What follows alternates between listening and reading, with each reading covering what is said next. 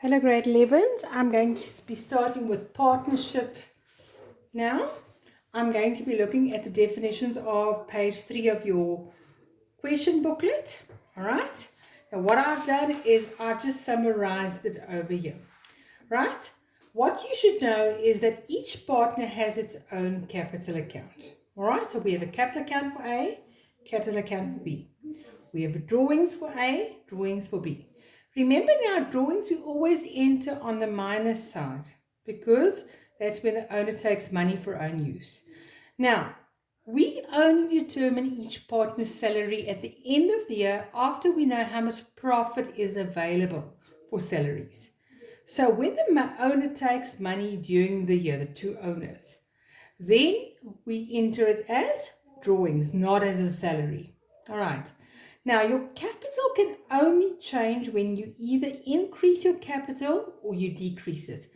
You cannot close off drawings to capital or profit to capital like we do with a sole trader. In a partnership, capital is only affected by either contributions of capital or withdrawal of capital. That's it. Now we have a new account called my current account. Now in your current account, that's also known as equity account, we would enter at the end of the year when we determine this is how much profit we made. So by calculating income minus expenses, I would say this part I would allocate towards salary. So then I'll give a salary to A, salary to B, and we would enter it as earnings. So we'll debit salary A, credit current account A. The same with interest on capital. We would say for the money you contributed, that 100,000, you could earn 12% interest per annum. And then that'll be an earning that will increase your owner's equity.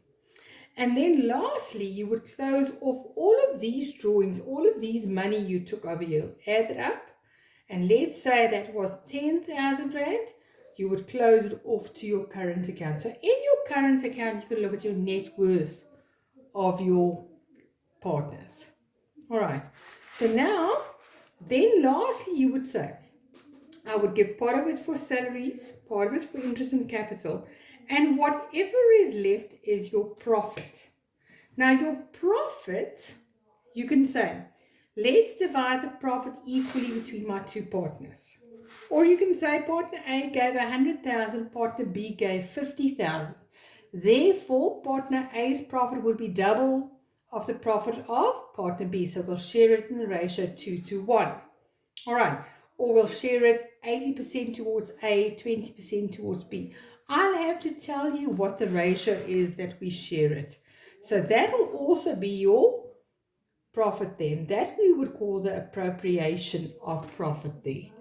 Okay, so now, if you look at this now, your current account could either have an opening balance at the end of this year of a credit balance. That's when your earnings are more than your drawings. Or let's say this partner withdrew more than what he earned.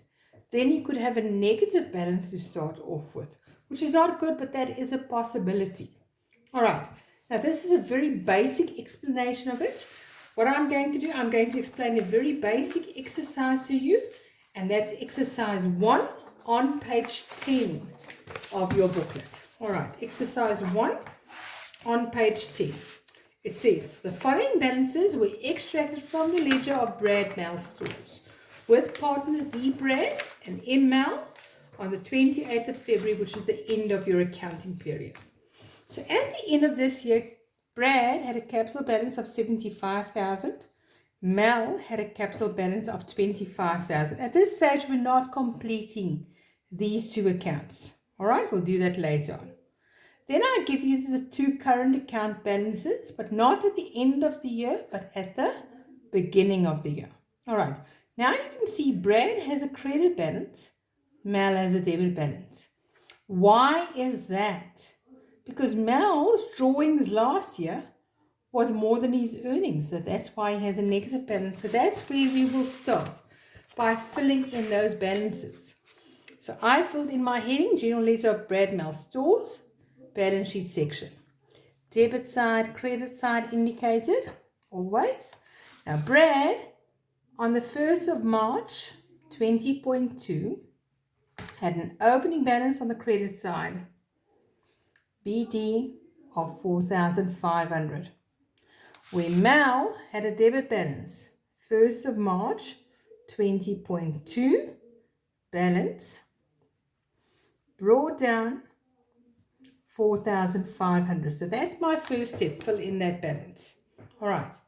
Then we have the drawings. Now remember, later on, we're going to close off these drawings to my current account on the minus side.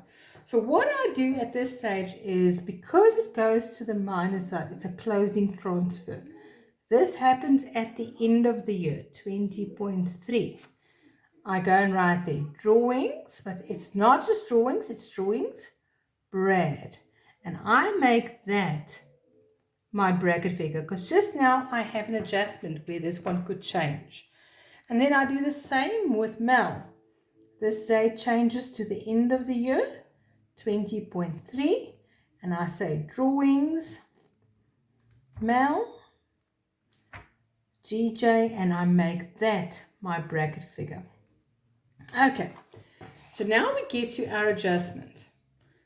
The profit for the year is 92,000. The partnership agreement stipulates the following. Now that means after we said income minus expenses, my net profit is 92,000. What do we want to do now? Now we want to pay part of it towards salaries. Now what part do we want to pay towards salaries? Brad gets 30,000 per annum. Remember, we're always working with a year because we're doing this for the year. So now we'll have our 30,000 for Brad and 15,000 for Mel there. Do you see that? Right? How do I enter that? I do this. I say at the end of the year, this changes to the end of the year, 20.3, salary Brad, GJ, that is the 30,000. And then the same over here, 28th of February, 20.3, salary Mel, GJ, and that is the 15,000. All right, you see that?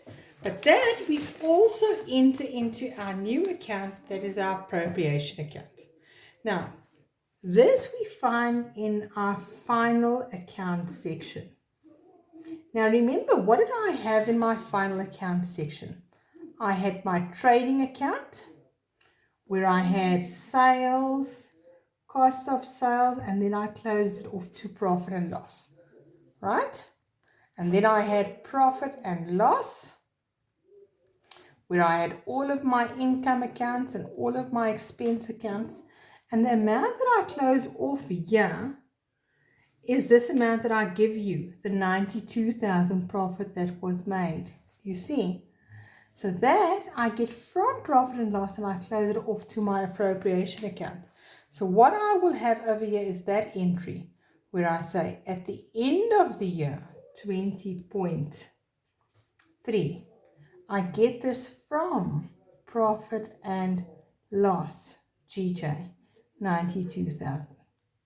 Now think back to what I said. What did we do now? This 92,000, part of it we distributed towards salaries. So here I'm going to say at the end of the year, 20.3, I had salary A, no, not A, sorry, Brad.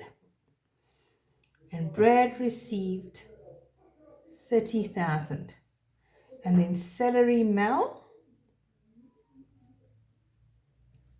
And Mel received 15,000. All right. What is the next thing that I want to distribute over here? The next thing that I would want to distribute after salaries, I want to distribute interest on capital. So now it says over here, interest on capital is 12% per annum. Now in this case, it's easy because the capital balances didn't change. So if I start with Brad, if I were to draw myself a timeline, my year ends on the 28th of February 20.3. It started on the 1st of March 20.2. The balance for Brad is 75,000. but it was 75,000 at the beginning of the year, so it didn't change at all. So if I want to calculate interest on capital, what do? I take the 75,000, the interest rate is 12%, and that is for the entire year. So that gives me 12 months, 12 over 12. And that gives me an answer of 9,000. All right. For Mel, once again, same thing happened. Mel's balance didn't change. It was 25,000 from the beginning of the year to the end of the year, times 12% times 12 over 12, because it didn't change. And that gives me 3,000. So now I'm going to say interest on capital. But now I don't call it interest on capital Mel, because interest on capital is one account only. All right? And that's the 9,000 for Brad. And then I have interest on capital for Mel, but I don't call it Mel, only interest on capital because it's one account. And remember, we appropriated, we divided in my appropriation account. So there I have interest on capital. But what I would do now, because we have two amounts here, I would add them as a bracket figure. So I would say 9,000 plus 3,000 gives me a total of 12,000. All right. So now we paid 12,000 towards interest, and then you can see 45 towards my salary. So how much is left for my profit then? How much is this profit that is remaining now? How would I calculate that? I would take the 92,000 minus the 30,000 minus the 15,000 and minus the interest, 12,000. So we are left with a profit of 35,000. You see where I get that from? I can show you over here as well. 92,000 minus 30,000 minus 15,000 minus 12,000. So the profit that I want to distribute is 35,000. Now I have to give you information according to my partnership agreement. I have to tell you how we want to distribute this. And there we said, remaining profits or losses are to be shared between Brad and Mel in the ratio 3:2. What does that mean? If I share it between Brad and Mel in this ratio 3:2, it means Brad gets 3 parts, Mel gets 2. 3 parts of the 35,000, 2 parts of the 35,000. So how would I calculate this? Let me show you. I would take the full profit for Brad, 35,000 times, what is Brad's part now? He gets 3 parts. So I'm going to say times 3. And then I'm going to say 3 plus 2 gives me 5. So 3 out of 5 parts. So 35,000 times 3 divided by 5 gives me 21,000. And then Mel gets which part now? He gets 2 parts. All right, so let's calculate the same thing for Mel. So I would say take the full profit. Mel gets 2 out of 5 parts. All right, that's where I get my 2 from. 5 I get by saying 3 plus 2 equals 5, and that gives me 14,000. And obviously if I say 21,000 plus 14,000, I would get the 35,000. You could also have said 35 minus 21 gives me 14,000. That's also correct. But I prefer that you do it in this method because then you can pick up if you made a calculation error. All right. So now they get that part of the profit. So I close this one off where Brad gets the 21,000, Mel gets the 14,000. But to where do I close it off? I close this off to my current account because that's where we distribute our money, our income, our earnings. Current account, Brad, GJ, and then current account, Mel, GJ. And now you can see, if I add that up, I get my 92,000, 92,000. So we don't ever balance your appropriation account. You close this one off to your current account for Brad and your current account for Mel. In this case, we made a profit. That's why it's on the debit side. But you must realize, for any business, it's also possible to make a loss. Then this won't be on the debit side, but it'll be on the opposite side here. All right. But now we have to go and make our contra entries, which means these current accounts we have to go and credit. So there I'm going to say appropriation account. But now I don't write a name because it's only appropriation. 21,000. And appropriation GJ, and that is the 14,000. So now that I've done that, now I can close off drawings. We didn't have any extra drawings during the year, so it stays 25,000. For Mel, it stays 23,000. And my last step would be to balance these two accounts. So for Brad, if I add up my credit side, I get 64,500. 64,500 minus the 25,000 gives me a balance of 39,500. So on the last day of the year, 28th of February, balance carried over, opposite side, next line. March the 1st, 20.3. Balance brought down 39,500. Same with Mel now. Now we add up both sides, see which side is the most. In this case, my credit side gives me 32,000. That side is the most. 32,000 minus 4,500 minus 23,000 leaves me with 5,300, my balancing figure. And then I'm going to say balance carried over, opposite side, next line. 1st of March 20.3. Balance brought down 5,300. Grade 11s, now you have to take this exercise after you've copied it into your books. Go through the steps again that I explained now. Make sure you know what to enter where, all right?